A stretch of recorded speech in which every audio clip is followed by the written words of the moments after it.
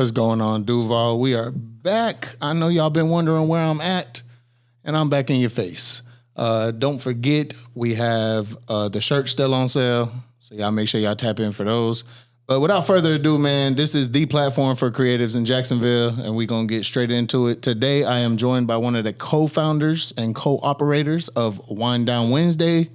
Yes, sir. But we're going to forget about Wednesday. We done moved it to Saturday. We got the Wind Down Fest. Yes, sir. Wind Down Fest. Wind Down Fest. You see the shirt, man? They got the shirts for you. VIP packages if you want the naps. That's the only twist in this one. If you want naps, you got to get VIP, man. And they got 3 tiers for you. I'm going to let Dom take over, introduce himself, give him your socials, who you are, what you do, and it's all on you. Most definitely. So first and foremost, man, great to see you, brother. Great to see you, man. For sure, bro. It's been a minute, bro. I ain't seen you in a minute. Man, it's great to see you, man. And I'm just excited to be here. I've been trying to get on the pod for a minute, and I'm just glad you let me on. You feel me? But without further ado, Dr. Dom on social media, Dr. Dom 04 _ is somewhere in there, either at the front or the back. It's at the beginning. Okay. You made that mistake on who are you, and then I was looking, and I was like, shit, he put that. It don't matter though. You type Dr. Dom, bro. You pop up. They gonna find it. They gonna find it. 1/5 of the Wind Down team. As Big C said, we got the Wind Down Fest coming up Saturday, October the 5th, from 12 to 8 at Lift Every Voice in St. Park. It's gonna be a beautiful event, man. As you mentioned, the things that are gonna be a little bit different. The Naps, Naps is the starter show when it comes to the food. So he'll be serving VIP. We'll have 3 VIP packages. The first VIP package will just be, we have a nice 20 by 40 tent. Really nice, you know what I'm saying, to protect you from the elements, you know what I'm saying? So you'll get that space, which is close to the stage, as well as the Naps plate, right?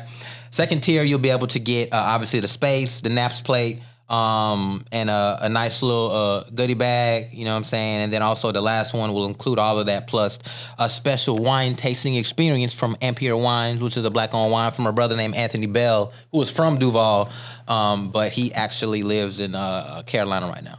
So that's how we set up. We'll have a bunch of food trucks. We'll have food trucks out there. We'll have food tents.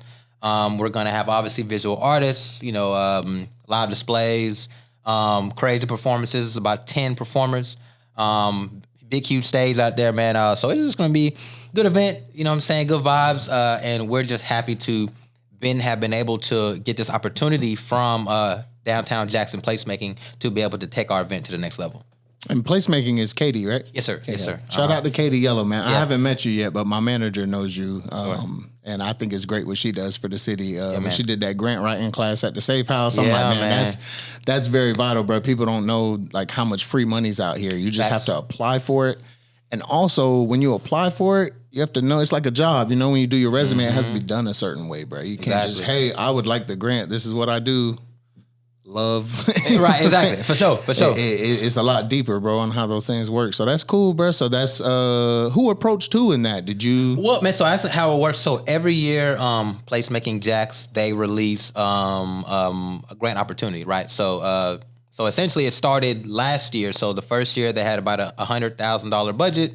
This year that we received the grant, it was a $300,000 budget for the programs. And then the plan is actually they just released a post. So I guess that fiscal year is starting over, and then there's going to be an opportunity for more grants coming out for this year. So the whole purpose of placemaking is, I think that everybody in Jacksonville sees the potential of the city. We see, obviously, the Jaguars building a new stadium. We have the Emerald Trail coming. We have Phoenix Art District developing.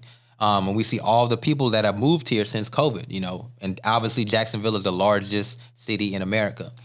So I think everybody sees that, yes, Jacksonville has been on the cusp of development for years upon years upon years.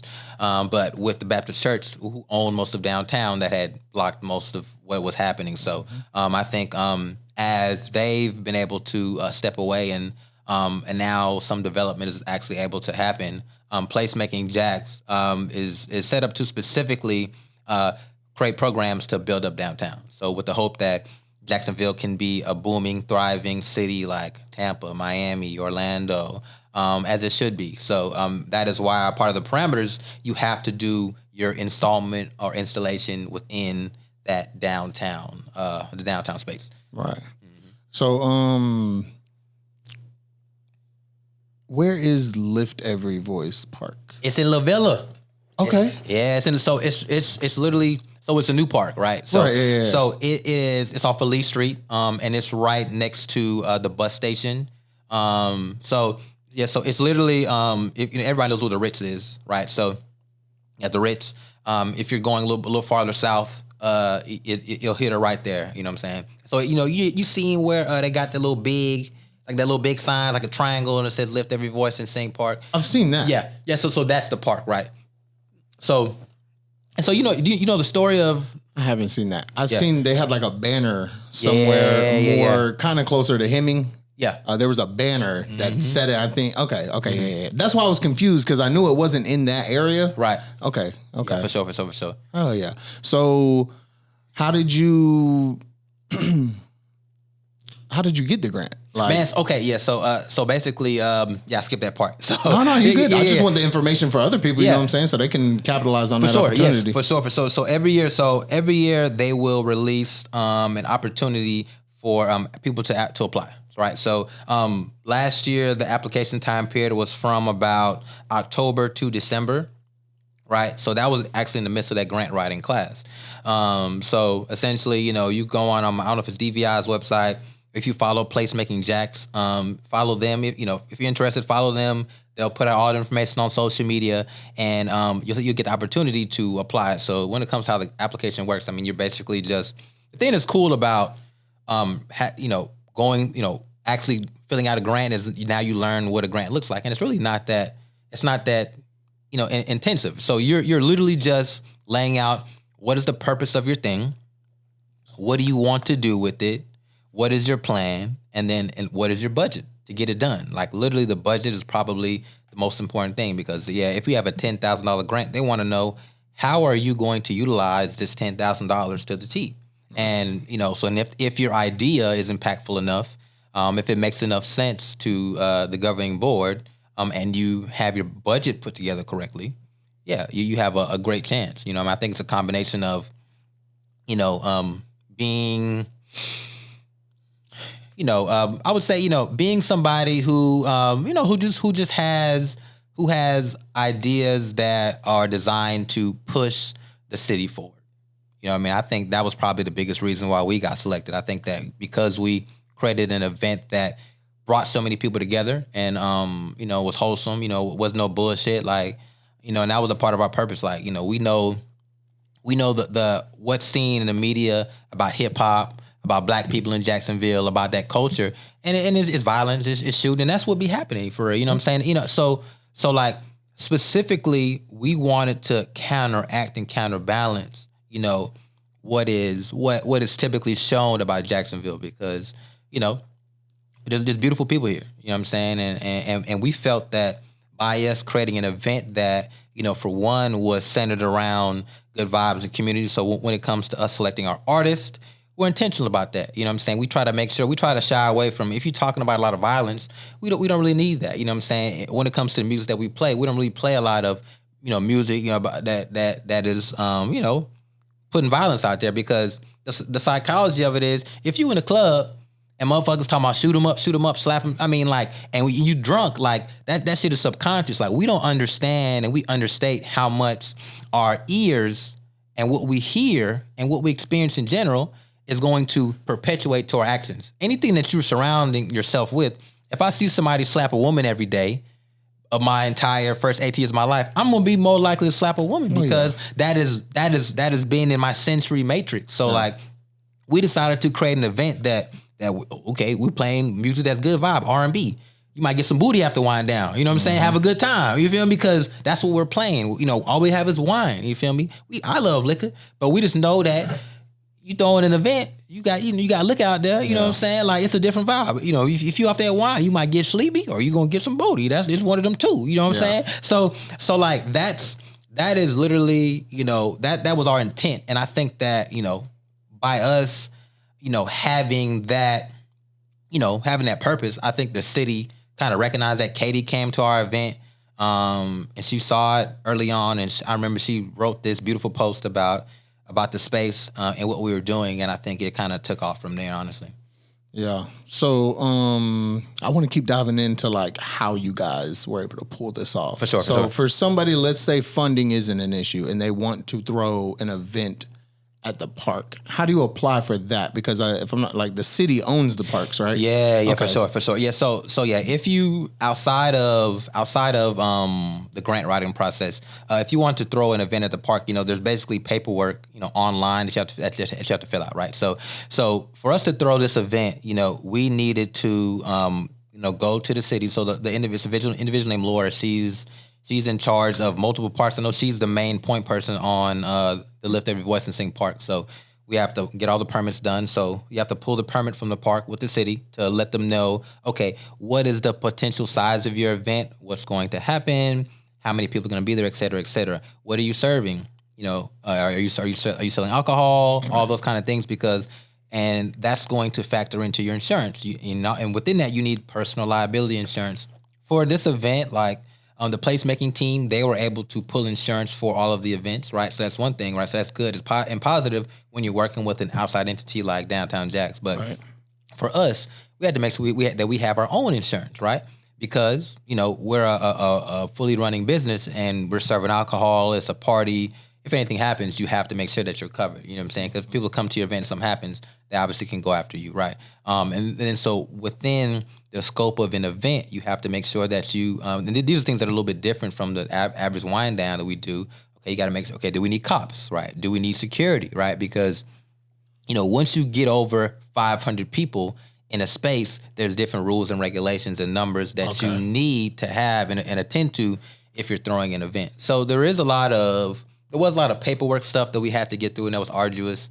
But essentially, if you're interested in doing anything that's a part of city parks, I don't know the exact website, but you'd have to go online, pull the permits, apply for that, make sure that you have insurance for sure, because you're not going to be able to do an official event at a city location without insurance, and then from there it's just promotion and all that good stuff. But it definitely is a process, long process. If we didn't have Katie and Haley and the whole DVI team, it'd be tough. It'd been tough for us to get it all done. You feel me? Shout out to Placemaking Jax. You said DVI? Yeah, Downtown Vision Initiative. That's kind of that's the. I think that's the over. I think it's like Downtown Vision Initiative, and then it's placemaking. And I think that's like the ladder of how it works. You feel me? Yeah. I mean, I definitely, since Donna Deegan took over, bro, you definitely noticed like the culture expanding more. Yes, man. Yes. I mean, bro, there's something almost every day in Jacksonville now, bro. It's versus. How long you been here? Man, I've only been here for about 6 years, bro, and I've only really been on the scene. Literally, bro, it's really crazy. Like, so I first started really coming out like January 2023. You feel me? That was like my first time really. That's why I met everybody. Like literally everybody that you already knew that were around. I went to Chris Slade. They had their they were doing like the art shows. It was at the old Vibe Live out there over this way. Yeah. Vibe. Yeah. It was. So I forget what it was called, man. But it was an art show. It was an art show. At that old Vibe Live Studios, and I don't know how me and my girl found out about it, but we just went, because I had been in a place in Jacksonville that's been purely work and family. Like I got here in 2018 to do my residency, right? So I went to FAMU. I came to Jax to work for Brooks to do my orthopedic residency, which took a year, and then I did a 2-year fellowship. So from 2018 to 2021, I was literally working full time and doing school shit. You know what I'm saying? So then 2022, I was still working. I was off of that. You know what I'm saying? I was just working, still heavily involved with that company. I was involved with an educational practice. Me and my mentor started this company where we created like an online cohort-based coaching course for PT. So basically we're teaching other physical therapists how to treat, like if you're a PT and you wanted to become specialized, like let's say I want to work with kids, right? You have to be a pediatric specialist. I'm an orthopedic specialist. So So you don't have to do residency, but if you want to work with that population, but if you want to be highly proficient, do a residency program to specialize. So there's some students or PTs who graduate their PT, but they want more knowledge, right? But they don't want to go through a year program or pay money, that kind of shit. So we started that program for that. So I was doing a lot of PT stuff. And then as 2023 came about, that was when I was really in a place where, my son was about 3 now, and it was time for me to step out into art community because in my heart, I'm an artist. That's kind of what as a kid, I designed a t-shirt, what I'm saying? Like, you know what I mean? Like I've been, and behind closed doors, I've been working on a shoe, you know what I'm saying? So 2023 was me finally getting involved in the art community because, that's kind of where I needed to be. And then, so it was just crazy. So it all just started from that gallery. What was the event? Man, I forget. It's like we can call it a gallery. Yeah, it was a gallery. Were displaying their art. I'm forgetting the name of Chris Slade's team, like what they would call their events. I'm forgetting it. It's slipping my mind, but I know it was Chris Slade's event. And that's honestly, that gave us so much inspiration, bro, for what we're doing with Wind Down. Like that show, that was literally an art show. I don't know if they had performances, but it was just a vibe. You know what I'm saying? It was just a vibe. And so that was January 2023, man. And March was when I actually got up with Rawby. Yeah. So me and Rawby, we went to school together. We went to FAMU. Right. And I didn't know him as a friend, but I would see him perform. Yeah. So on 2 different occasions at FAM, like I would see him perform and I was just giving him flowers. I was like, bro, you dope. Like at the time he was in this group called Channel Power. It was him and this young lady. And it was just fly. The music was great. And I just happened to be a fan saying, hey, bro, you're dope. So fast forward, we was at a show in the Walrus in March. And he performed and he sounded familiar, but I couldn't place him. But he actually came up to me. He was like, oh, bro, I know you. You know what I'm saying? I remember you came up to me in the crowd. Artists don't get flowers like that, bro. Yeah. So they're going to remember something like that on their earlier times. For like sure. When they're not getting the flowers, bro, they're going to remember that, bro. Yeah, and I thought that's what that was so cool to me. You know what I'm saying? Like, to me, and again, like you said, it showed that the conversations that we had, it meant something to him. Because I was just being real. I was just like, bro, you dope. I was just telling him, we talked for like 30 minutes, like in 2016 on 2 different occasions. I was like, yeah, bro, you know what I mean? And so for him to remember me, and I have locks back then, I feel like I looked completely different. For him to remember me, I'm like, oh, I remember you, bro. And literally, bro, like, that was like Wind Down started. Like, we got to talking, and he was like, yeah, bro, I want to do this event. You know what I'm saying? I've been trying to find a space for it. And as he started to talk about it, I was like, oh, that sounds like this event that was back in Tallahassee. This event called Black on Black Rhyme, which was like a poetry showcase primarily.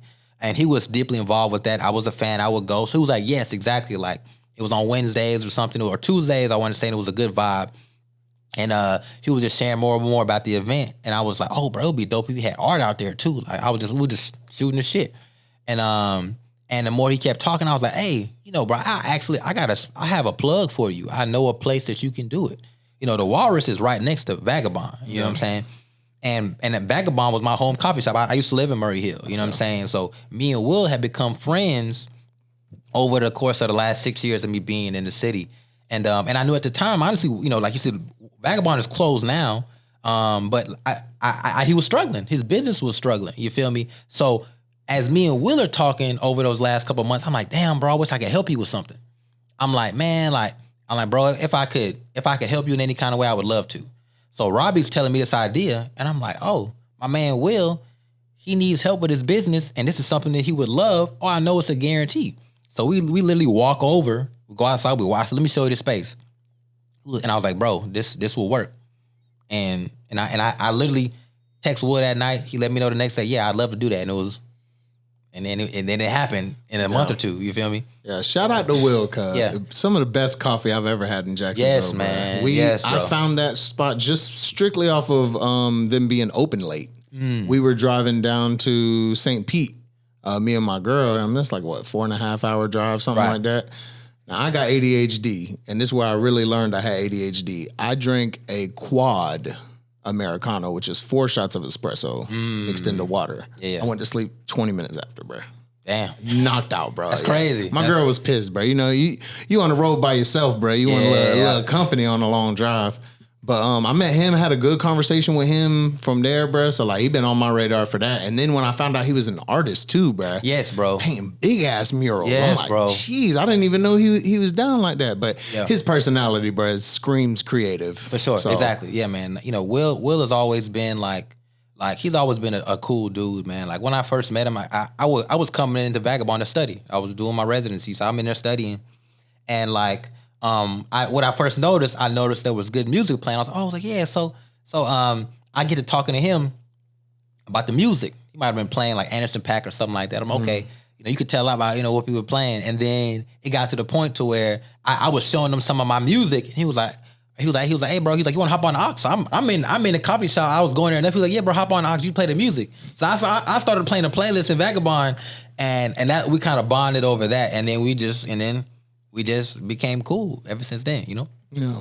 So Vagabond is like, I was looking on their website just to kind of understand. Does he still do like the pop-ups or he opens it every now and then? Yeah. So what he does, so where Vagabond Coffee was across the street, and then so he has a roastery, right? Mm-hmm. So that's where he roasts all the coffee himself and all that kind of stuff. So that's where he had all the supplies, and then he would service everybody across the street, right? So he was operating at 2 buildings. So he renting that building, on this building or whatever. So it's like that was a lot for him, with everything going on. So what he's doing now, and he would do the fleet. So he shut that building down. So now he still holds the roastery, and that's where we meet. And the plan is, we're really trying to make that a multi-dimensional creative space.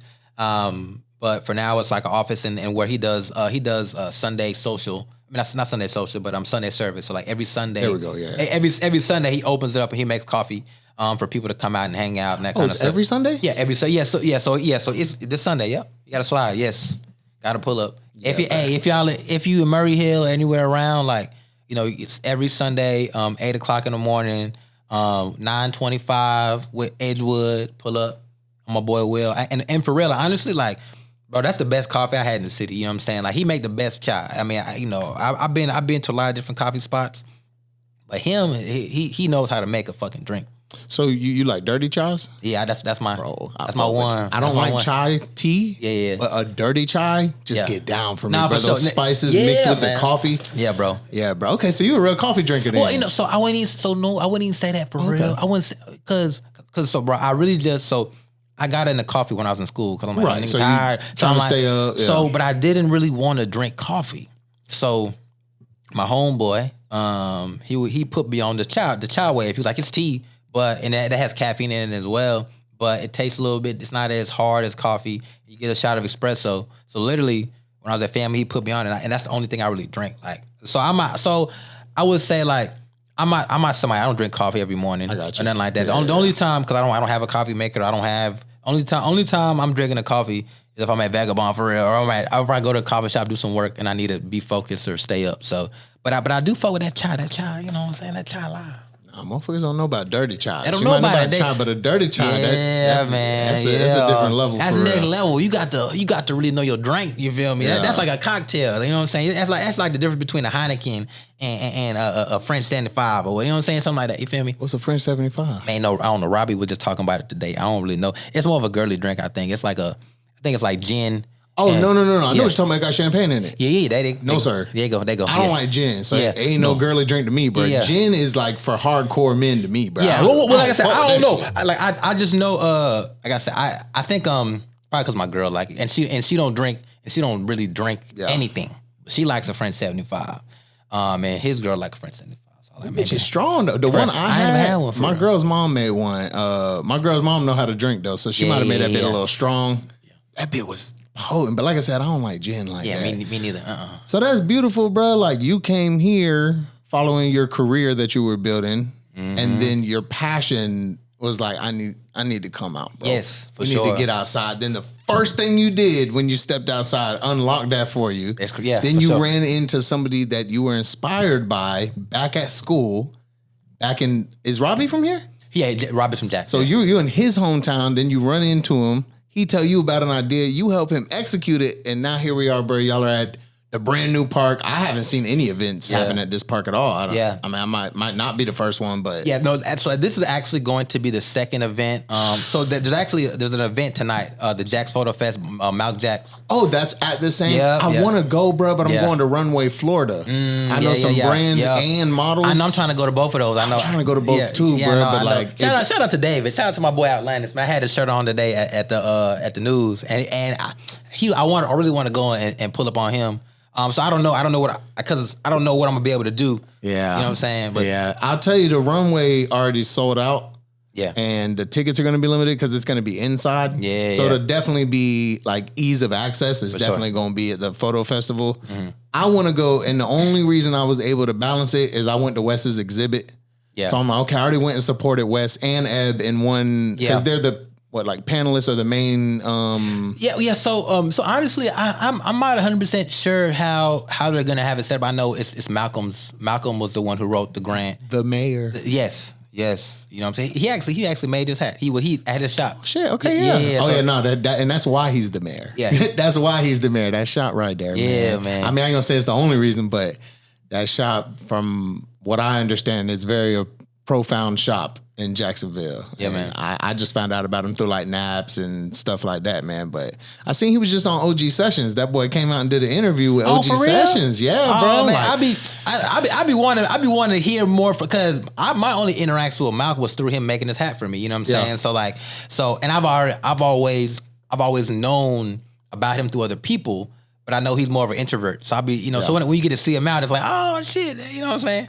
Bro, growing up in Jacksonville, bro, like, it'll make you want to be an introvert, bro, the way shit used to be out here, bro. But we growing as a culture, bro. But we are definitely approaching that break time. We've do you have anything you want to say about Wind Down before we get off? Because we're gonna jump over to Dr. Dom. Yeah, now. for sure. No, I mean, hey man, just pull up. You know what I'm saying? It's gonna be great. It's gonna be a great time. We're really looking forward to making Wind Down Fest, and Wind Down in general, like something that is a staple in this region. We want to be able to bring big artists out here and have us a good festival, like on some One Music Fest vibes. So that's the goal. That's what we're shooting for. So, Okay. So we're going to do a quick little thing. I'm going to say something, you're going to answer. Okay. What's the event? A Wind Down Fest. When is it? October the 5th. Where is it? Left Every Voice St. Park. What time do it start? 12 to 8. There we go. Everything you need, clip it. We'll be right back. There you go. Duval kinda, baby. What's going on, Duval? We are back. I am with Dr. Dom. We done told y'all about the Wine Fest, got into some details about Wine Down Wednesday, how it was brought into fruition. But now I want to give Dom the opportunity to present himself and his individual endeavors that he's went over. So you're a physical therapist. Yes, sir. You're a doctor of physical therapy? Yes. DPT. There we go. Mm-hmm. So how does that work? If you're just a physical therapist, what's the difference between it being a doctor of physical therapy? Yeah, for sure. I mean, it's literally the only difference. There's no difference. It's just a difference in education, and it's literally only based upon the fact that physical therapy is a new profession that's been developing. So the people that you may meet nowadays who are physical therapists but aren't doctors, it's because they got their degree maybe like in 95 or before or something like that. You know what I mean? So it's like when PT first started, it was a bachelor's, and then it became a master's, and then within the last 20 years, it is now a doctoral program. So now all PT programs are doctoral programs. And what made you want to get into physical therapy? Man, honestly, it was I had an interesting path in college. I was a psychology major. I was a psychology major, and I was pre-med, and I got to my senior year, and I realized, junior year, I didn't really want to go to medical school. And I was interested in sports psychology. So I've always been interested I've been interested in the mind and how people think and why people think and do things the way they do. And I was always interested in the body and how that works in sports. So like, that was my initial interest. And after I graduated, I did a research. I was involved in some research. I was like helping with a research program back at UAB when I went to school. I was just like, hey, I let my professor know I ain't had nothing to do over the summer. I was like, hey, if you could get me involved with some research that had something to do with the brain and neurobiology, I'd appreciate it. So got me involved with this program. around this type of therapy called constraint-induced therapy. So basically what that is, like, let's say you have a stroke. If you got a stroke, what they do is they will constrain your good arm and do intensive therapy to force you to force your mind and your body to have to use your arm that's impaired, right? So this was actually a therapy that was created by a behavioral psychologist who worked at UAB. So I got the opportunity, and this is something that within all of physical therapy, it's in the school book. So for me, before I was a PT, I got an opportunity to work with this guy, which was dope. So just from me being a helper, like, being a student researcher and just helping them with their protocols, one of the individuals who was on the team was a director of the UAB PT program. So after I told him what I wanted to do, and he saw how I interacted with the patients, because I was working with patients, he was like, "Hey, have you ever thought of PT?" And I said, I have kind of thought of it before, but I didn't know much about it. He was like, "You should look into it." So this is like summer 2014, just graduated college, didn't know what I was going to do. I looked into it. I was like, "Oh, this shit sounds kind of dope for real. Like, it sounds like something I'd be interested in. It sounds like it kind of, fits my interest." So I started applying to schools that fall. I applied to like 12 schools, and I got into one. It was FAMU. And that's what brought me down to Florida in 2015. And it was perfect for me, bro. Like, once I got into it and I was studying, I was like, "Oh, this shit is fire. Like this is literally what I'm supposed to do." And then fast forward to me actually working, I'm like, "Yeah, this is what I'm supposed to do. Like, this is literally my passion and what I was designed to do." Damn, so you had already got your bachelor's before you even went to FAMU. Yeah, for sure. Shit. Yeah. I mean, and that's so, like, for you to go to PT school, you have to get your bachelor's first. Right. Then you go into that program. But I guess the part that was crazy was that, like, I decided after I graduated. You feel me? Like, and most people go into if you go into PT, like, you got an exercise science major or something like that. You plan for that, but because I was pre-med, I had pretty much already taken all of the prerequisites, and I was a psych major. So literally, it was like, for you to get in PT school, you have to take the sciences, anatomy, and psychology courses. The only course I didn't have was anatomy.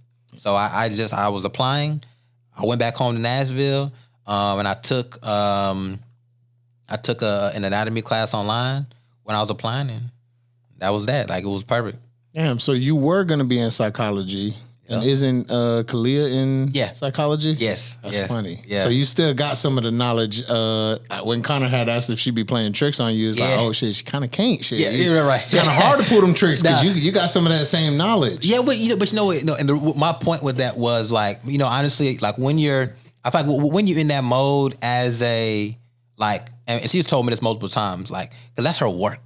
Like, you want to turn that shit off. Like, it's like, and for me, like, I've been able to really realize that as I've been growing, like, that's heavy. Like, bro, motherfuckers are literally coming to you with their problems every day. Both, like, and I remember when she was first, she was like, "Yeah, I had like four clients today." I was working from, like, it might be just in the morning, and I've been thinking to myself, shit, I'm working all day. This is back when I was immature, but as I'm realizing now, like, that's arduous, bro. Motherfuckers, like, literally, people about to kill themselves. They about to and you taking all of that. That's draining. You know what I'm saying? So, like, that was my point to that. But I do get the opportunity to really still be involved with the mind in what I do, because specifically when I work with patients who have chronic pain, that is a very large part of my interest as a physical therapist. Because let's say you have physical pain, so, like, shit, all right, my back hurt, right? So my back hurts, you know what I mean? And so when it comes to treating somebody with normal pain is mechanical, right? So when your back hurts, in a normal situation, it's because some tissue is overstressed. So then pain is going to give your brain a signal, "Oh, I need to get off of this, or I need to heal this because too much stress is placed upon this thing." That's what pain is, right? But what happens is, once you start to, have the mental side of things come in. So let's say my back hurts and now I lose my job. So damn, my back hurts. Now I can't work. So my back hurts. I can't work. I ain't got no money. I'm sad. And I'm in pain. I'm sad again. So it becomes a cycle. You know, we call that the depression, pain, you know, impairment cycle. You know what I'm saying? So then what starts to happen is your physical pain starts to become a little bit more mental, right? Because now it's attached to the emotions of it. Yeah. And literally in the same part of your brain that processes physical pain is the same part of your brain that processes emotions. So when that happens, like when I'm treating somebody, we have to talk. Like I have to educate them and break down the fact that, okay, yes, it is possible that this physical pain you're feeling isn't necessarily due to tissue damage, but it can be mediated by your thoughts. And it doesn't mean it's not real pain, because pain is a sensation. It's neurological. Yes. Yeah. And when you said it to people, they think, damn, motherfucker, you trying to say I don't have no pain? No, I'm not saying that. I'm just saying that your pain may not be directly tied to a specific tissue injury. Your pain may have a much wider scope, and we have to treat the wider scope and the whole person rather than just saying do 3 sets of 10 with this exercise. So, I mean, to a degree, no pun intended. Yeah. The psychology helped you when you got into PT based off of, what is that term called that you called it?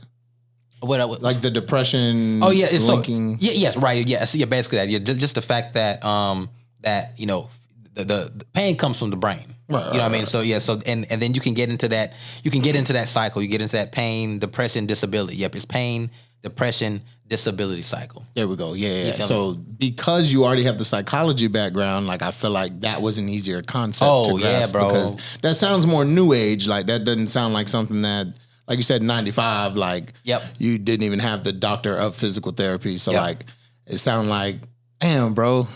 I've been meaning to get up with you too. You've been told me too, bro. I just gotta come early in the morning. Like you gotta come early. Yeah, I mean, and honestly, bro, like, and so even now, like, and I will fuck with you because you're my guy. But like, but I've been so busy because, I got a couple of guys who've been blowing my phone up, and with everything I got going on, I just don't have the time to do that. But like, my artistic endeavors, a big part of the purpose of them for me is to get me to the space to where I can get back to working with patients in the way that I want to. I work for UF Health now, you know, and the structure that I want to be able to work out of a gym and see patients when I want to, you know, and see the kind of patients that I want to, and not be in a system where I got to see such and such patients a day type shit. You know what I'm saying? But, you know, as I grow what I'm doing, my brand, and we'll wind down, I'll be able to be in a space to where I can, you know, do that. Yeah, you building that freedom. Yeah. Yes, sir. Yes, sir. Hell yeah, bro. So what's I want to get into the shoe, bro. Okay. So like, I know there's certain things you can't talk about because you still got to get the patent and get some things worked out. But what is the basis of the shoe? Yeah. What's the point of it? Yeah, I mean, the point of it is to, you know, improve human movement. You know what I mean? Through my background as a physical therapist, you know, and really specifically my residency training, you know, because when I did residency, I learned a lot of extra shit. You know what I mean? It was a blessing. So like, I realized and learned how your standard art supports don't necessarily improve the arts, right? They don't do anything from a research standpoint to reduce pain. You know, if I look at my hand like the foot, right? This is my big toe. These are all my toes. This is where my arch is. The hands are just like the feet. This is where my arch is. You know what I mean? What I will do is my arch. Somebody will start to have flat feet, and I will put a cushion here to support the arch. But the thing that people don't understand is that the foot is a functional unit. You know what I'm saying? Like you put something static in the portion of the foot that doesn't even work. Your midfoot isn't really it's a result of what happens in the back and the front of your foot, your heel and your forefoot. So you go and you take a step, and then your midfoot is just designed to form to the ground. So it's more of a passive structure. So you place something in the passive portion of the foot, and it's not really changing anything. You have to do something that addresses either the rear or the front. Right. If you really want to create a change. And again, we're not just standing still. Yeah. If all we do was stand still all the time and you put an arch support under your foot, yeah, it's comfortable. Yeah, that might help. But we walk. You know what I mean? So, so it doesn't do what we think it does. So basically, like, once I learned what helps patients' feet, I was like, oh shit. And I've always been interested in fashion and art. Like, as a kid, I would always draw. Like, I was designing. Me and my brother designed our first hat, like, when we were 17 and 16. Like, back in, we would always draw in our notebooks, and we'd draw designs, and we actually went to a store, like an embroiderer, and got a hat made.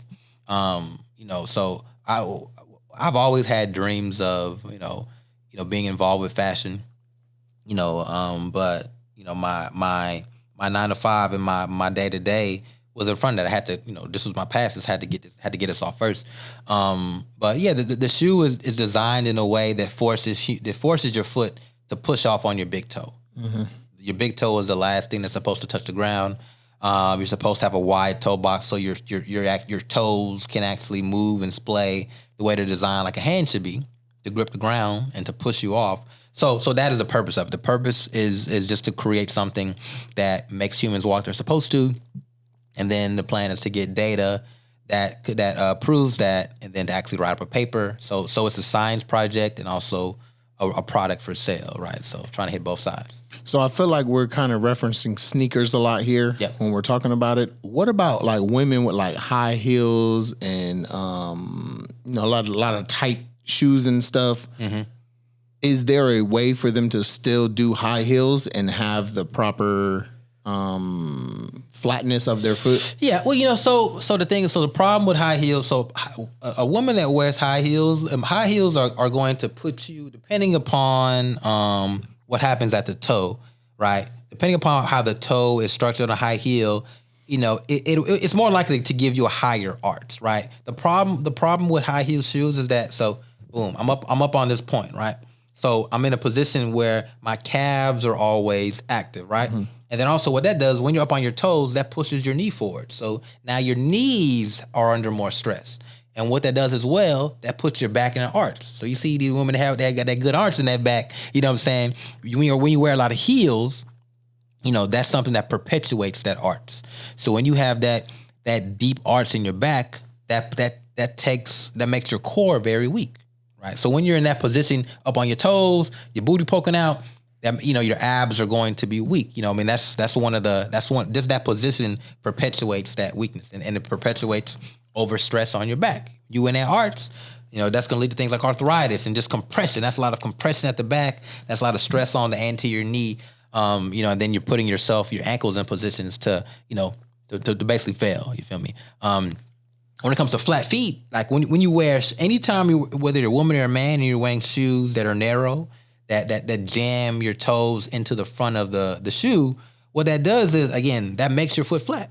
Because like I say, when you walk, your big toe is supposed to push you off. When your toes are jammed in, that can't happen. So you see how, when somebody has flat foot, their toes kind of turn out too. Mm-hmm. And arch drops. So anytime you got a shoe on that's going to really strap across them first couple of toes and tighten it, you're just putting yourself in a position for your toes to go in, for your feet to get flat, have back pain, knee pain, hip pain. So, yeah, I forgot the name of the brand, but my homie wears it. The individual toe shoe.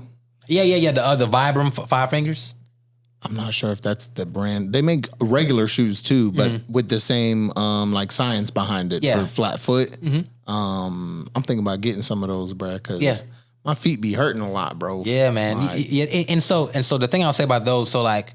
And this is, I'm glad you mentioned that. This is kind of, with my shoe, I'm going in the in-between lane with it, because those shoes are minimalist shoes, right? So yes, the way humans' feet are designed, humans are designed to be barefoot, right? Just like an animal. We're animals. So it's like God designed our feet so they can grip the ground and work the way they're supposed to. He didn't intend for us to be wearing shoes. That limits the function of how the foot is supposed to work. So most people have weak feet, right? So let's say right now, Big C, you want to go ahead and you want to get you some minimalist shoes, but you never worn them before. You have foot pain. If you jump into the minimalist shoes, you're probably going to have more foot pain. That's what he told me. You're going to be fatigued for 2 to 3 weeks before you get used to them. Right, exactly. But after you get through that fatigue, he is like, bro, my feet are better now. Yes, exactly. Because you think of it as a training device. So it's like So depending upon like for me, like I wear, you know, what I wear to work, like I work out completely barefoot and I wear minimalist shoes for the most part to work, right? Now the thing about it is, like, if you're somebody who isn't trained, right? If you're not trained, if you have biomechanical faults, like if you got knocked knees or you already stand a little bit different or something like that, you know, for people like that, it will likely take, you know, a little bit more than just attenuate. It's gonna take that combined with a lot of exercise too. You're literally gonna have to train yourself train yourself, your hips, your body, your back, your feet, to be able to tolerate this. Because for example, like look at it like this, like if you can't walk around the house barefoot or walk for you know, if you can't go outside and walk barefoot without being in pain, it's like, okay, I probably can't handle these, like for now. You'll have to, like, okay, wear them 2-3 hours a day. Boom, take them off. Like, but again, as long as you recognize when you start to have pain or you start to be tired and you take them off, your feet will be getting stronger. So it's like, so yeah, if you work it like that, it'll get you to the point to where, okay, yeah, now I can tolerate wearing these shoes. Now my feet are more healthy. I'm stronger. I'm more balanced, and you be in a good spot. Like today, like for me, bro, like I said, I want to wear my forces. Like with the fit I had on, man, I had these forces. I had them good 2002 with them clear joints. I wanted to put them on, but like, bro, like I can't even. I have trained my feet to the point, like, to where I can't even wear normal shoes no more. Yeah. I be wearing my Birkenstocks if I wear Clarks, you know, shoes that are soft and wide. Like my feet, literally, my feet used to be very narrow, right, because of how I train. Now my feet are wide, and if I'm wearing something, my toes can't move. It's so uncomfortable. I can't. So and I'm a sneakerhead. So I had all these shoes. I done bought all these shoes over all these years, and I'm like, damn, I can't even wear these shoes no more. Yeah. You know what I'm saying? That's why I got to make my own shit. You feel me? You know what I'm saying? For sure. Yeah. And what I'll say with the minimalist shoes that I have seen, they're not like stylable. So I think that's what you can bring to the game for sure, bro. Exactly. It's like colorways and stuff. Like my boy, the shoes he got, bro, they're all black and they have like a red, white, and blue little like stripe on it, and then the name. That's it. Yeah, I know. Yeah. Ain't no style to them or nothing. I think he said they're like $140 or something like that. But he said he feels like he's always walking around barefoot with Velcro on his feet, like just the grip is like crazy on it, and just his feet. I hate, no offense, but he a meathead. Like, motherfucker be working out, right? Bro. Exactly, like, pushing himself. So, he noticed a difference in everything because you know your feet is your base. So, like if you can improve your foot health, then your knees can be better, and then, like you said, your core can be better. Like it's. The industry has ruined that though. Like, I mean, Nike, Adidas, I mean, you name them, bro. There's fucking 20 huge shoe companies. They ain't trying to do that, bro. And I think they're going to need to. Yeah. Like the way things are going, like it seems like seems like everybody trying to get away from processed foods and eating junk food. Like we're trying to get back to, you know what I'm saying, the natural living. And I think that's more important than people think. The education on it is what's important. I think it's going to be real important for you to hold seminars and stuff like that to explain to people what it is, and then even having pairs for people to try on, like, and walk around in, or even maybe you're at a gym and somebody can try to work out while we're. But I guess that'd be hard though because they got to go through the fatigue phase. Will your shoe provide a fatigue phase as well? So this is the thing. So it will be less. The way I'm designing the shoe to where anybody can hop into it. Okay. Because the difference is a minimalist shoe is completely flat, doesn't have any cushion, right? But again, the way that the infrastructure of the shoe is made, it's made completely flat. So it's like you're barefoot. You know, the way I've made the shoe in a way that facilitates. So what it does, it facilitates and it forces you to walk the way that you're supposed to walk. So let's say, I put on a minimalist shoe and I don't know how to walk right. I have bad posture. I have these problems, right? So now I'm just walking around barefoot. So there's nothing in the shoe that is reparative or facilitatory in a minimalist shoe. What I've done with my shoe, I've created in a way that is facilitatory to what you're supposed to do. It's like a brace kind of, right? But it's more guidance. It just guides you in the direction that you're supposed to be in, so that you can work. But it has some cushion, right? It has some cushion to absorb some of that shock. A minimalist shoe doesn't have that cushion to absorb the shock. So because I work with the older population, I'm like, yeah, if I make a minimalist shoe, they're not gonna be able to tolerate that. Yeah. And, you know, anybody who just wants to be, because it's designed to gradually improve your feet and make them stronger, because it's gradual. There's cushion in place for you to feel that. Because like when I've successfully printed one pair of shoes. I'm 3D printing them, right? So I've successfully made one pair that you can wear. I know you've seen I've seen them. You've seen the ones that were just models and all that kind of stuff. So you got a chance to see how they look, but I was able to make one pair that I could wear so far. So when I would wear them, I was like, oh shit! Like I felt my feet, working, but it wasn't like at the end of the day, my feet would be fatigued, but it wasn't like pain. Right. You know what I'm saying? I didn't get to it was like a workout. Like when I first bought a pair of minimalist shoes, I had to take them, like I wore them for the day and I felt a little bit of pain. I said, okay, I can't really, I felt work, but because I have some biological impairments, because I don't move the way I should, I felt a little bit of discomfort, but I just had to, once I took it slow, now I'm good, right? But with the shoes that I made, I was like, oh shit, I feel soreness like in my calves. Oh, I feel a little bit of soreness in the muscles of my feet. Not pain. That's so like, and that's what I was going for. So like, I'm at a point now to where I just have to rinse and repeat. You know what I mean? And actually get the data on it. But yeah, man. But again, like when you're doing something by yourself, you know, and you're doing all these other things, you know what I'm saying? You can get lost in the sauce with it. You feel me? Like we were just talking about during the break. Yeah. For sure. I think that's going to be revolutionary when executed right, because you're going to give people the opportunity to get in that field and see what it feels like without having so much pain. Right. You know what I mean? Because I am thinking about that. You know what I'm saying? He told me that. And I'm like, damn, my feet already hurt sometimes. So I'm like, damn, I'm glad I talked to you about it. So now I know, do it in increments, 2 to 3 hours. Don't try to wear them all day everywhere. Exactly. Because then, I mean, just a natural human instinct. If something's causing me pain, I'm just going to stop doing it. Right. Like, yeah. And you might be like, shit, these shoes is trash. You know, I wore them all day, but now my feet hurt worse. Why am I going to do this again? Yeah. You know what I'm saying? But just knowing, okay, do it gradual. You know what I'm saying? Little increments. It's like a detox. Yep. Like if you're detoxing, bro, day 2 isn't going to be where you feel amazing. It's going to take, I mean, like I'm 32. So if I'm detoxing for the 32 years of improper diet that I've been having. So it's going to take time for you to turn that around. Exactly, bro. Man, bro, I'm real excited for you to drop that shoe, bro, because like, ever since I met you, I found out about a shoe and I'm like, you made a shoe. Like, okay, cool. You know, people do the like private label shoes and stuff like that. And he's like, no, I designed the shoe and it's going to be an orthopedic shoe.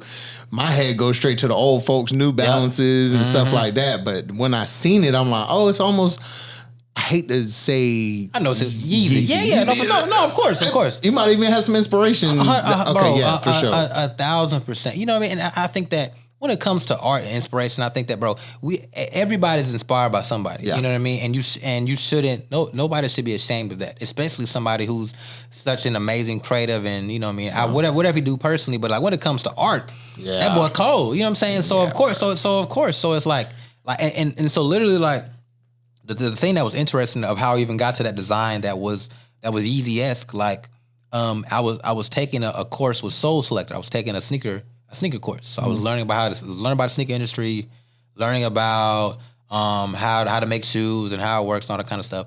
And before then, all of my designs were like your actual sneaker. You know, your standard sneakers, your standard shoe with cloth and rubber and all that kind of stuff. So I was okay. So then I learned, I was like, oh shit, you need about $100,000 to make this kind of shoe. Because each like a mold of a shoe, if I wear a size 12, that mold for all the size 12 is like $10,000 to $20,000 just for that mold. So then you need that mold that's gonna make the shoe, and then you need a whole production team to do all this kind of stuff and sew it and all of that. And we don't got that kind of money. But 10 to 20, and that's just for you to try to get it made. Like, what if the mold you end up? Oh shit! I needed to do this with the mold. Now you got to go back to maybe the vendor might fuck with you and give you a little discount because you already went to him. But I mean, from 10,000, I'm thinking maybe 8,000. Right, well, and that's for just one size. Like that's what I'm saying. Like that's what I'm saying. That's what you need about 100. You need like for you to make a shoe, you need at least $100,000 if you're gonna try to make your own shoe. Outside of you, if you're doing on your own. If I wanted to, completely outsource to someone, to a different company over in China or something like that, you know what I mean? And I'm not, I'm like a vendor. If I have a design, I get it to them. You know what I mean? And I'm more on some third party shit, a little bit different. You know what I'm saying? I won't be able to recoup as much, but when it just comes to what it takes to start a sneaker company, that's the kind of money you need if you're trying to start it with your name and your stuff. You know what I'm saying? Yeah. So then when I was taking that course, I learned about 3D printing. So and I was like, okay, I learned that you can 3D print shoes. So okay, this is pretty cool. And I just learned how sustainable, how affordable it is. My 3D printer was $400. Yeah. You know what I'm saying? So that I was able to get into the game, with 3D printing. And then from there, so it's like, so now all I got to do is I got to just make them. I make them myself. And so now I'm in the mindset of, okay, now I can start a 3D printed shoe production and maybe I just need $10,000. With $10,000, I could successfully mass produce shoes in Jacksonville, at least to get started. You know what I'm saying? Versus $200,000. So it's like, it's a lot more affordable, it's more sustainable. Local production. So it's like that's what we're moving towards. We just got to get to that point where we get that bread and all that. You know what I'm saying? We got to do all that. You know what I'm talking about? For sure. It's more sustainable and attainable because you can go get a printer. Like versus like you don't need that factory production to get what you need. Like, for sure. All right, we kind of, maybe that camera might already be off. I don't know, but we're gonna be right back. Yeah. Duval kind of baby. What's going on, y'all? We back for this last segment. Again, I got Dr. Dom in the building, real doctor. Not just saying that. You remember when I first met you? Yeah. Dr. Doom, the DJ, is what made me think about it. So I thought it was just your like Instagram name. Sure, and he like, oh no, bro, I'm a real doctor. Like I'm an actual doctor. Yeah, that should be funny. Yeah, sure. Bro. But so during our breaks and stuff, I've been talking to Dom about stuff that I'm dealing with, and I'm lacking in discipline. I'm lacking in focus, emotional immaturity. Like I think everything is a joke, and it's affecting my relationship. He told me about how he had to have his moment where, I know you did. He almost, was on the verge of losing his family, and he had to work on himself. So like for anybody who's in that position, like my girl approached me, and I'm gonna get this out right quick. I relapsed. That's why I ain't been around. I relapsed. I did drugs again. I've been on and off relapsing again, and it was a final straw for my girl. So we sat down and had a 3-hour talk. No defensiveness allowed, you know what I'm saying? It's open. Because we need to be on the same page because I do want to spend the rest of my life with her. I do want to marry her. I do want to start a family. So what advice do you have to anybody that is having similar problems in their relationship? What do they need to do to improve themselves if they want to be with that person? Because I mean, if you don't want to be with the person, then you ain't necessarily got to work on those things. Maybe y'all aren't supposed to be together. But yeah, man. So I think that for one, bro. First of all, I appreciate you being open enough to share what you got going on. You know what I'm saying, and even coming to me and asking for any kind of advice. You know what I'm saying. I would say that obviously, the fixing comes within itself. You know what I mean. So it's like you first have to look towards yourself. Like what I realized in my relationship was that I felt like I was accountable. And I felt like I was looking at myself about things, but I had an altered viewpoint. I wasn't really truly tapping into myself and being accountable for my mistakes because, I didn't realize that I was doing things or I did things that contributed to how she was acting. I'm just upset about the things that she's now doing, but I was completely oblivious to how we got here, which was my fault. So I think the first thing, the simple way I would say is that you as a man, you have to look back toward yourself. Like, so if something is, and I'm sure for you it's a little bit different because she came to you with the problem and you know what that problem is, right? So it's like, first is that identification. So it's like, okay, some guys have the trouble with looking back to themselves and say, okay, this is my fault. I need to work on myself. So if you're there, boom. understanding that you have to work on yourself, because in relationships, it's two people. I can't work on you in the relationship. You have to work on you. So as long as I'm pointing the finger and saying, man, you need to do this, you need to do that, you're not gonna get nowhere. You know what I'm saying? If you think, because it's a team. There's two people on a team. If my teammate is at 30%, I got to pick up the other 70. We have to have a symbiotic relationship. So no matter what, I think in relationships, you always have to look back at yourself. If I think if my partner isn't doing this one thing that I like, I got to say, okay, what am I doing to contribute to that? Or what can I do to help motivate, right? So I think that's the first step. And especially as a man, like, when it comes to, I don't know too much about women's, you know what I'm saying, and how they feel. I can't speak to that. Yeah. But I know as a man, our role is to lead. You know what I'm saying? Like, if you with your woman and, you know, and if you're not taking the posture, and it doesn't mean you have to do everything or that you have to, you know what I'm saying? But if you're not able to make her feel safe and comfortable with you and guide her in a certain way, if she don't feel protected up under you, you're gonna be losing. You know what I mean? But to the first question about what, you know, advice, like once you cross that threshold and you recognize that, okay, all right, I need to look at myself. I need to look at myself. And the next step is, okay, yes, I need to look at myself, but you may be there and you may be trying. I think that's kind of where you are right now. You recognize I'm not as mature as I need to be. I'm not as focused as I need to be. And I recognize that. And you're trying to find ways to work on it. You're trying to find ways to figure that shit out. But the problem is that, you know, we don't walk around with a mirror all the time. You know what I'm saying? So you can't see your shit. As much as you may recognize that you may have some problems on your own, it's going to be impossible for you to uncover those subconscious things that have gotten you to this place. You can do for somebody else.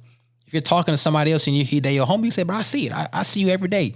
Man, you get on the computer, you play Fortnite when you could be editing. I see you do this. You're always making a joke. Your girl is your mirror. She sees you every day. She really can recognize your problem. So that next step is, okay, the people around me, I need to get their feedback. I need to tap into them. I need the people who really know me. I need to be open enough to listen to them, right? So because they're seeing you and they're telling you these things, so that's like level 2. Okay, I need to try to figure it out by listening to them, right? And just trying to seek that help. And especially as a man, you see other men who have successful relationships and they look like they got it going on. That's who you need to talk to. You know what I'm saying? Somebody who already doing it. You know what I'm saying? But then, you know, what I think that for me, like even when I got to the point when I recognized that I was the problem and I was making these mistakes, I didn't know, and I didn't know how to fix it until I went to therapy. Because again, like we had to go back to my childhood for me to see, like, oh shit, this time this person did this, or I felt like this. Oh, that's contributing to now. You developed a certain form of behavior that far back, and it's just been natural to you. So you might not have even thought, I need to look in this area, right, because it's subconscious. Exactly. Because it's just your life. Like how you were raised, you know, literally as children, our parents raise us and they literally give us everything. You know what I mean? Like our parents are the reason, our parents and our environment are the reason that we are how we are. You feel me? So it's like everything that your parents could have taught you to be a murderer. If your parents were murderers and now you're a murderer, that's what you were taught was correct, because they're your parents. Like they literally, so even when you're an adult, you're not going to be able to see that murdering people is wrong, because that's what you were raised into. Yeah. So that's why, man, if you find yourself stuck, you got to talk to somebody. You got to talk to a professional, because they can take you down that path to your childhood and say, okay, yeah, this is what happened here. Okay. And be able to make those connections, because until those dots were connected, that's when I was really able to see the shit. I was like, oh fuck, I've been fucking up, because again, I'm thinking that I'm doing a great job. I'm thinking I'm doing this. I'm working hard. I've been trying. I was trying my girl for like 2 years. I was trying to fix it for 2 years. Yeah. You feel me? But until I talked to somebody, I was like, oh, this is the shit. now I know why I'm doing this. And I think until you could understand why you're not focused, you can understand why you take everything for a joke, you're not going to be able to fix it. Yeah. You got to understand the why, because you're like, oh shit, this is why I'm doing it. Because other than that, you just trying shit. Oh, I got a planner, or I'm trying to exercise, so I'm trying to do this. So you're trying all these different things, and you're failing because you don't know the source. Yeah. So I say, get to the source. Yeah. Oh yeah. I appreciate it, bro. For real. No problem, man. For real, bro. Like it be almost every time I choose to be vulnerable, before I finish being vulnerable, like I just be nervous, like, oh fuck, like this person gonna think this about me or whatever, bro. And then at the end, bro, it's always welcoming, bro. So like I think that's good that we're able to have that, bro. And I mean, I don't know what I could help you in, but you know what I'm saying? If you ever need just to talk to somebody, bro, you know what I'm saying? My line open, bro. You got my number, bro. Yeah, man. Most definitely. That was just like an impromptu, I just wanted to, you never know who else going through something. Yeah, and men don't talk like we're talking right now. Man, we don't. But typically we don't. Yeah, no, we definitely need to. I know y'all had the at the Safe House, y'all had the Black men's mental health. Yeah, man. Yeah.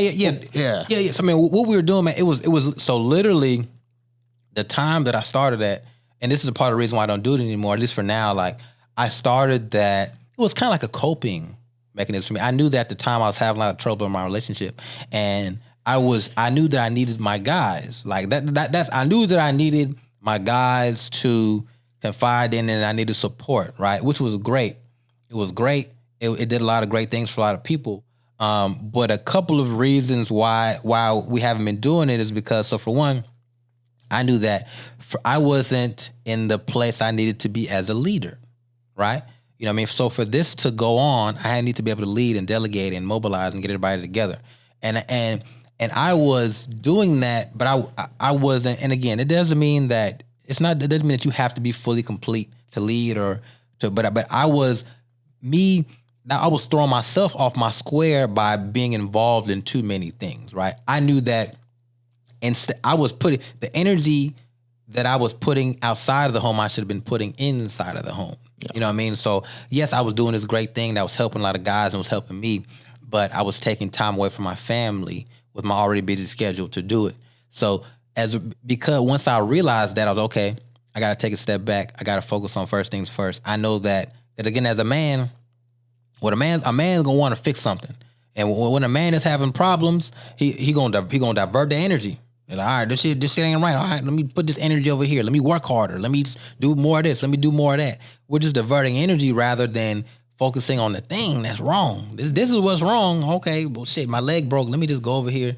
Let me work on my arm. I mean, yeah, but I still need to fix this. So that's what I was doing. So I think that, you know, purposefully it was great, and it's something that I want to get back to doing. But I recognize that, yeah, it's so many things on my list that I gotta get my family together. I gotta get the shoe out, and I got that message from one of my OGs, a guy named Geddes, who's a real estate agent. You know what I'm saying? Great brother. I was talking to him, and he's like 38. He was like, yeah, bro, like, you know what I'm saying, like, you know, the way that you help people in the community is you got to get yourself together. You got to put yourself in position to where you can actually do something.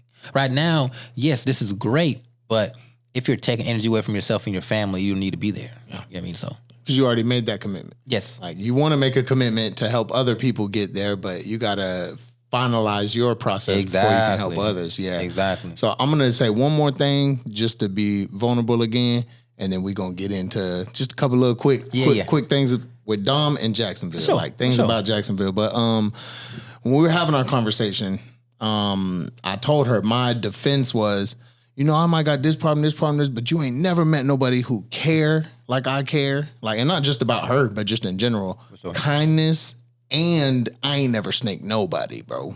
Mm-hmm. Like, I ain't never snaked nobody and do them wrong, you know what I'm saying? Right. And she was like, yeah, it's awesome. You're so kind to everybody except yourself. Mm.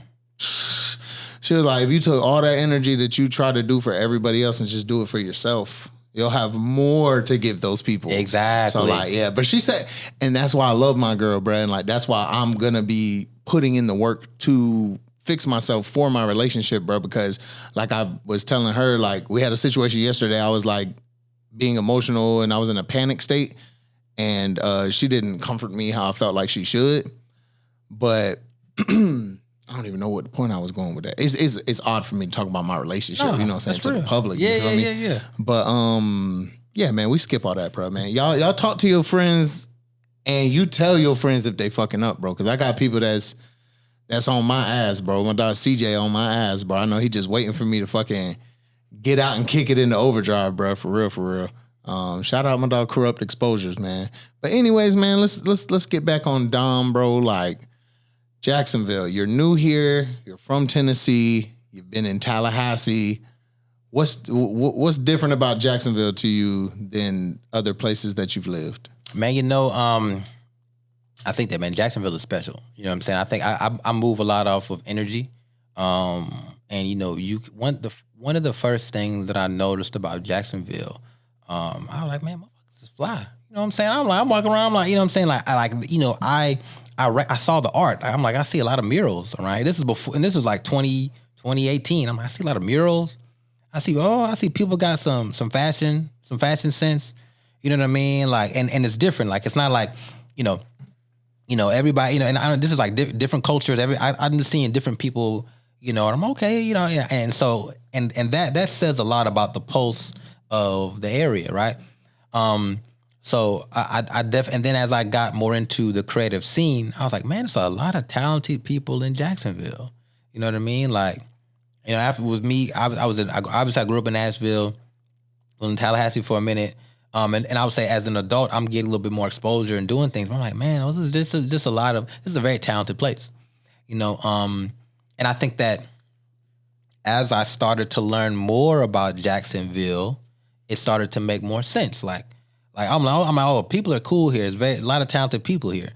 Once I learned about the history of Jacksonville, how Jacksonville was supposed to be Hollywood, you know what I'm saying? How in the early 1900s, there were all these films made here, you know what I'm saying? Specifically in the black community as well. Like, I know there was this is one of the first places that, you know, black people were able to make movies, you know what I'm saying? And this was also a place where, like, American Beats. This is where, like, all the big black celebrities could come and have respite, because there was a black beach that they can go to. They couldn't go to other beaches. So it's like, you know, it's like I've over my time being here, I found that, man, that the history of Jacksonville is so rich culturally. You know what I mean? And from an artistic standpoint. So to me, I feel like that shit is in the soil. It's in the water. You know what I'm saying? It makes sense why today I'm in this city and I see all these dope people. You know what I mean? Because it's always been there. But I think that Jacksonville hasn't really been tapped into because of, just like we talked about earlier, just the powers that be, like how the city is structured. You know, Jacksonville hasn't been able to develop like it's needed to. But now, like I always compare Jacksonville to Nashville. Like Nashville, like everybody thinks Nashville's a huge city now. Nashville's country music city. It's a great tourist attraction. Everybody wants to go there for their bachelorette party and all this kind of stuff. And growing up, it wasn't like that. Like, growing up, Nashville was a lot like Jacksonville. Like, it was the city. It was black people in the city. You know what I'm saying? White people was in the suburbs, and it was like an urban city, right? And then fast forward to, like, once I left college, it was mass gentrification. A lot of people from outside of the cities came in, and, you know, and then it changed the infrastructure. And you know, and again, what happened in Nashville was, people recognized that it needed to be developed. Money needed to come into the city. The Titans came in the early 2000s, so the city began to develop from there. Yeah. Again, that's business. That's what happens. So now you have a city like Jacksonville. So I saw what happened in Nashville, and I'm here in Jacksonville. I'm like, oh, this city is on the cusp of development. You've already watched it happen.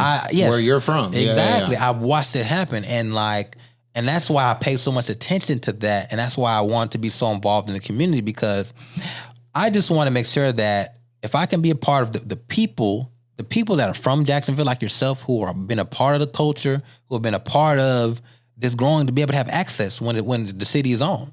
You feel me? Like, because I see that. I go home to Nashville, bro. I go to bars and they look at me like I'm crazy. Like, I'm from here. Yeah. You know what I'm saying? Like, yeah. That has happened so many times since I've been back home. Like, being discriminated against, like shit like that. And I'm like, damn, like, this is my city. This is where I'm from. Yeah. You know what I'm saying? And I don't want to see Jacksonville, like, the locals and the people that are in Jacksonville, I don't want that to happen, because it happens all over the place. But what it takes for the creatives and the people who are here to recognize that it's developing and start to make sure that they're a part of the development, right? Because I think for me, I have this great perspective because I'm not from here. Yeah. I don't have that learned helplessness of, yes, I've been here for all these years. Everybody been saying Jacksonville gonna develop, but ain't shit happen. Yeah. So for you, I'm sure you being from here, I see the development, but I think a benefit of you not being from here too is you don't recognize the crab pot that we have out here. Exactly. Like that's a mentality that we drew up over 10 years ago out here in the rap scene. Just crab pot city, bro. Like, somebody's trying to get out and somebody just grab them and bring them back in. Like, nah, bitch, we all gonna stay down here. For sure. And then you got like the biggest rap artists. I can't even call them hip hop artists, respectfully. You know what I'm saying? But like Yung and A's, Fulio, like their beef and stuff is what blew us up. So now anytime, if you talk to anybody online about Jacksonville, go straight to just violence and this and that. I'm like, bro, there are so many non-violent, they don't even speak about violence in their music. Right. Here in Jacksonville, bro, like actual artists, bro. Like exactly. So that I think it's very good that you weren't here earlier on. Yeah. And you've seen that happen in Tennessee because you can see some of the signs. Like 5 Points right now. I just seen Mixed Feelings is leaving 5 Points, which is a black-owned pie shop. Yeah. That's pie in the fucking city, bro. Yeah. Like, absolutely amazing, but they're closing. The theater got closed, and they're going to turn it into a parking garage, and you're seeing more... damn, for real? I mean, that was the plans when they were talking about closing it down, but I think it just didn't get voted against. Whoever owns 5 Points, like the buildings and stuff, bro, like they're raising rent just because corporations are coming here. Yes. And we're just seeing so much corporate, like the town center is literally like 90% corporations. Yes. Like there's almost no local businesses out there. There's a chiropractor. My friend works at the chiropractor office. It's a local business, but, we are running short on time. I feel like we could do a 3-hour podcast. No, for sure. Easily, bro. Real talk. I did just want to get a couple like some restaurants, local restaurants that you enjoy, like, or it don't even got to be a restaurant, but just local businesses that you enjoy. If you'd like to, man. Name some man, like, bro, one of my favorites. Obviously, I feel like a lot of my favorite spots are closing down. Was so crazy. Like we talking about it. Like obviously, Vagabond's my favorite coffee shop. Silky's. Damn, it's down now. I'm thinking about all the places that I really like. Like my favorite spots in the city was Jazzy's, gone. Silky's, gone. Vagabond's my coffee shop. I love Brew. I would say Brew is my shit. Like Brew. That's probably has the best pastries. Like the best pastries, food at a coffee shop I've ever had. Yeah. You know what I mean? Callie go crazy. She go crazy, yeah, no, bro. she does, bro. I got to get her on here, bro. Yeah. I got to get Callie on here. She's on my list, my next 20 list. She's on there. Yeah, bro. Yeah, bro. So it is. I feel like Jacksonville, when it comes to local business and food, I feel like it's in such a new space. You know what I'm saying? I feel like it's like a changing of the guard. Like, because as I'm thinking about it, all these places that I love to go to, you know what I mean? They just they're not around like that. You know what I'm saying? Yeah. Like, I think it comes down to community though, bro, because like when it comes to local, whether it's clothing, food, people hold higher standards for some reason. Like, why are you holding higher standards on the local person who's building their brand? Right. When it comes to food, like, oh, man, I went, bro, they overcooked the wings, bro, so I can't even fuck with them, bro. But it might have just been that one experience. But Wingstop fuck up your wings every time, but you keep going back. Right. But that's also a play on, like, subconscious, that marketing, bro. Like, it's drilled in them. Or McDonald's, like, anything, bro. Like, everybody know McDonald's suck at, like, service, and the food quality is not going to be on point. It's not going to be fresh, but you still go. Yeah. You're making that conscious choice to go support the corporation instead of, well, let me go see if they cook the wings right this time. Yeah. Like, I mean, soul food places, like, it ain't going to be perfect every single time, bro. Like, the mac and cheese is a little less moist than it usually is, bro. But like, has it always been like that? Like, I feel like we give too much not even critique. We just hold local businesses to a higher standard than corporations with these major budgets, longevity in business. Like McDonald's is the reason. McDonald's is the reason that we have fast food in general. McDonald's. There's a movie called The Founder. And it's about Ray Kroc, who met the McDonald's brothers and helped turn them into franchises. Right. Because they discovered how to make fast food, but it was real food. It wasn't processed and all that stuff. Right. And they didn't want to go franchise. But they were the first franchise as far as food. That's crazy. Or at least fast food, bro. So like Taco Bell, KFC, Chipotle. No, maybe not Chipotle. Probably Chipotle shit. Yeah. All that shit fell out under McDonald's, bro. So they've been in the game forever, bro. And like you'll still give them your money, bro. Like they say, vote with your dollar, bro. Like we don't do that in Jacksonville. But it comes from the crab pot, and it is definitely changing. This is my thing. You got to choose to be in the supportive community. Right. Like a lot of people will go to something like Wine Down Wednesday and be like, man, I ain't got no liquor here, bro. This shit ain't lit. Right. Like, what are your intentions of coming here? You know what I'm saying? So I think I've only been to one Wine Down. I don't know which venue it was at. I think you came to one of the Safe House for sure. No, I didn't. Didn't? I was out of town for the Safe House. Oh, one. So the one I went to was I came with Joe. Me and Joe went together. Was that the Glass Factory? Nope, I missed that one too. The out back like patio. That's where the performance was. Full band. So that was at Vagabond, off Edgewood. It was a gallery. It was already a gallery. That's when you took the pictures. Okay, that was a B and Son art gallery. B and Son. B and Son. B and Son off of Myrtle. Yeah. That, bro, that was different than like all the events I go to in Jacksonville. And like you said, bro, I've been here forever. So like I've seen a lot of different events, bro. Like the energy, like you said, bro, we're not focused on violence. The music isn't going to be anything aggressive. Like it's going to be nice and peaceful music, motivational, like stuff like that, bro. But we are approaching that time. I got to get to the runway. You got to get to the photo festival. Yeah, for sure. Anything else you want to hit the people with before we get out of here? Man, bro, I just I just hope that we all here in the city can just keep coming together. Just knowing that we, the people, the creatives in the city, can be and should be a part of the genesis that's happening in Jacksonville. And I think if we just continue to do things like this, if we continue to actually work together and have a mindset of building finances and growing, we should be the ones in 5 years that's on. All of us, all of our friends that we all in the same circle with. In 5 years, we should all be on if we do it right. So, yeah. For sure, man. Y'all hear it here, man. We got Dr. Dom _DRDOM04. That's how you're going to follow him. Make sure you follow Wine Down, all of the co-founders, Kalia, Larry Love, Will, Robbie. That's everybody, right? Yeah. 4 and then 5. All right, baby. I just wanted to make sure. When you said 5 earlier, I was like, damn, who I'm missing in my head? The person in front of me. Right. Yeah. All right, man. You already know, man. It's Duval County, baby. We appreciate y'all. And we back.